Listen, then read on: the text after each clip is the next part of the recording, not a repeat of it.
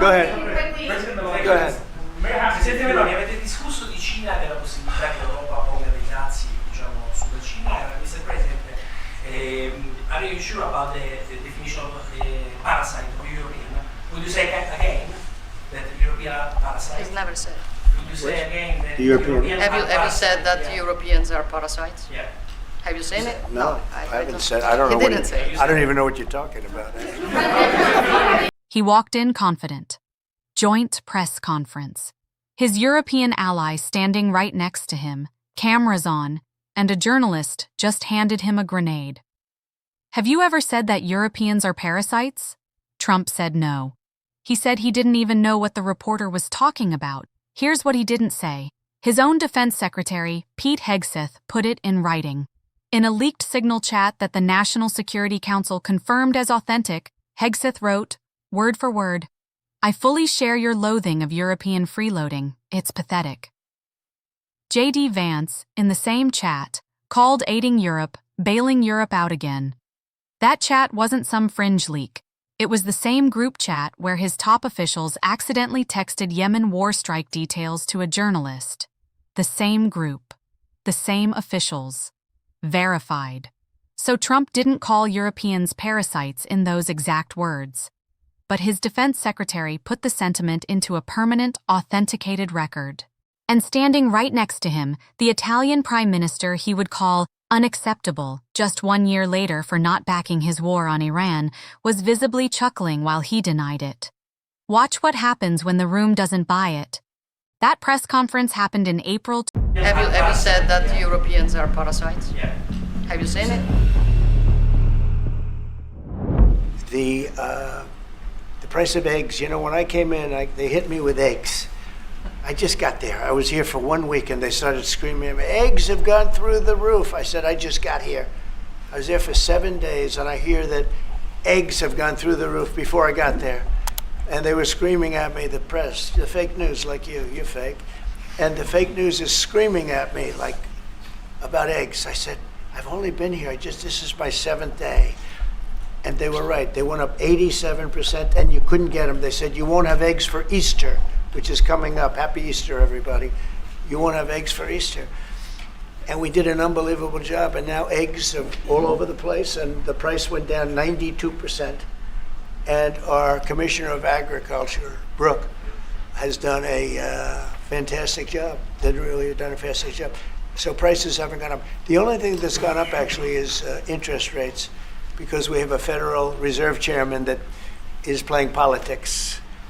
Somebody that I've never been very fond of, actually. But he's playing politics. Interest rates should be down now. They should be coming down. In Europe, as you know, they reduced them, I guess 7 times. It looks like they're going to reduce them again and again and again. But our guy wants to play cute. But interest rates are pretty much even. Maybe they went up just a slight bit, but that's the only thing. But that's because of the Federal Reserve. Because they're not very smart people. Do you regret nominating him? Go ahead, yes, sir, please. Go ahead, Do you please. regret nominating him? Jerome Powell? Look, in the first 4 years, we had the greatest economy in the history of our country. Stock market went up 88 points. I think he's terrible, but I can't complain because we had the most successful administration economically in the history of our country. I think we're going to do even better this time because you will see that the numbers that we're taking in are astronomical. We're taking in tremendous amounts of money with the tariffs. We were treated very unfairly on trade, and countries are having a hard time getting used to the fact that they can't do that to us anymore because we have a real president. We have a president that understands what it's all about. We had presidents that, in some cases, were smart, but they didn't understand business, or they didn't like business, or, you know, it wasn't like a priority. And then you had, like, the last administration, the only thing they were good at was cheating in elections. That's about all they could do. They couldn't do anything. They were useless. They were incompetent. Worst administration in the history of our country. Worse than Jimmy Carter. Jimmy Carter died a happy man. You know why? Because he wasn't the worst president. Joe Biden was. So I think you're going to see some fantastic numbers when this all happens. It's happening now. I mean, everybody wants to make a deal. And if they don't want to make a deal, we'll make the deal for them. Because that's what's going to happen. We'll just say, this is what it is. But we want to listen to everybody. And I think I can say for Scott and the other people that are working on it that we're listening and we're going to be very fair to people. But, you know, we're the one that really sets the deal, and that's what we'll be doing. Okay. Go ahead, please. Please. Question to our Prime Minister. Oh, you have a great Prime Minister. You're so lucky. Yes. In italiano. Yes, that's right. Ok. I'm not sure they do agree.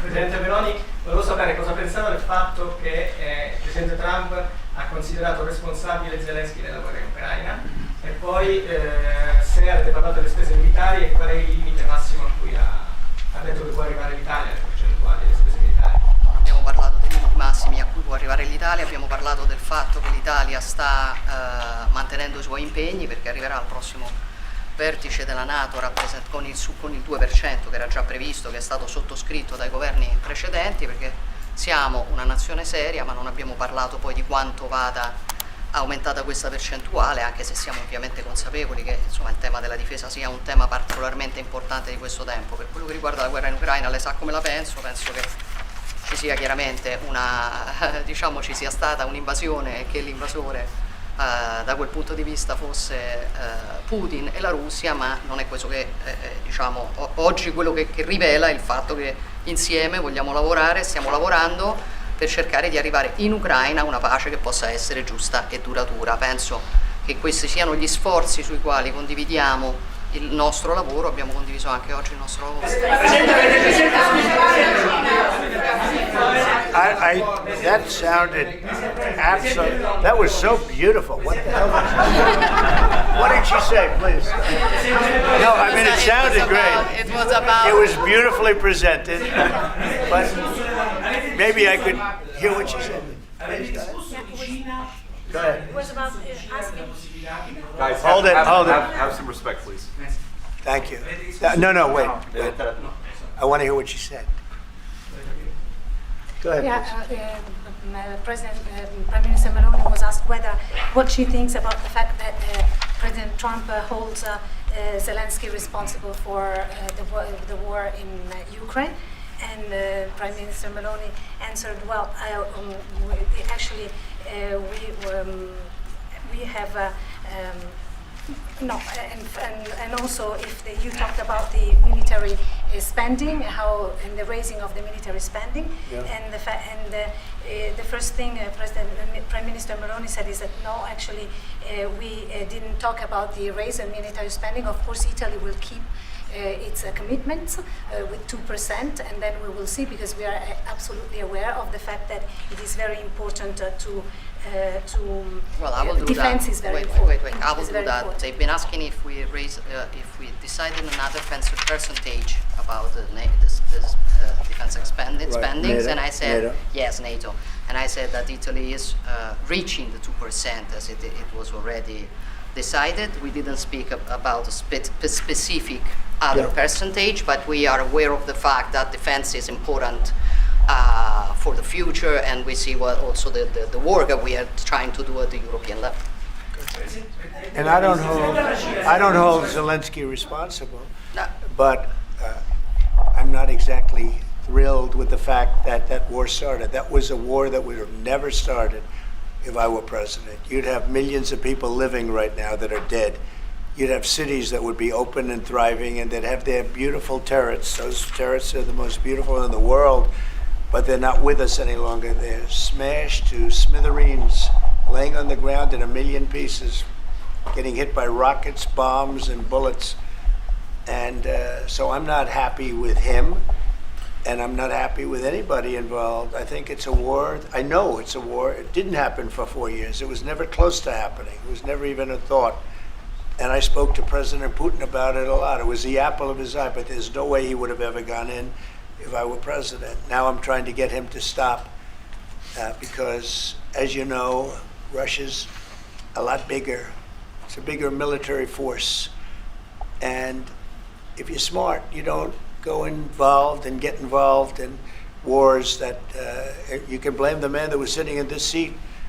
Biden, he didn't know what the hell was going on, but I can guarantee you that, and everybody agrees to it, if I were president, that war would have never taken place. I'm not blaming him, but what I am saying is that I wouldn't say he's done the greatest job, okay? I'm not a big fan. I really am. I'm not a big fan. Presidente Meloni, Presidente. 2025. Trump was calling Meloni a great leader. She was smiling. She was translating for him. She was there next to him, asking a journalist to back off. By April 2026, he was calling her unacceptable. Saying he was shocked, she lacked courage. Italy blocked U.S. bombers from landing. Italy pulled out of its Israel defense deal. And the woman he praised as a great leader told the world that Trump's attack on the Pope was, her word, unacceptable. Here's what that press conference actually was, a preview. The full alliance was already built on a foundation where his officials privately called her continent's reliance on America pathetic. She was defending him publicly while his own inner circle was writing things she would have had every reason to walk away from immediately. She didn't walk away. She laughed it off. She protected him on camera, and he still turned on her. That's the pattern. That's always the pattern. You run interference for this administration, you absorb the embarrassment, and you still end up on the wrong end of a 6-minute newspaper interview where the president says he thought you had courage. Past tense. The video resurfacing now isn't just irony, it's the receipt. If you're watching this and you want to see more moments like this, the ones that aged badly, the ones they wish would disappear, subscribe. We're not done.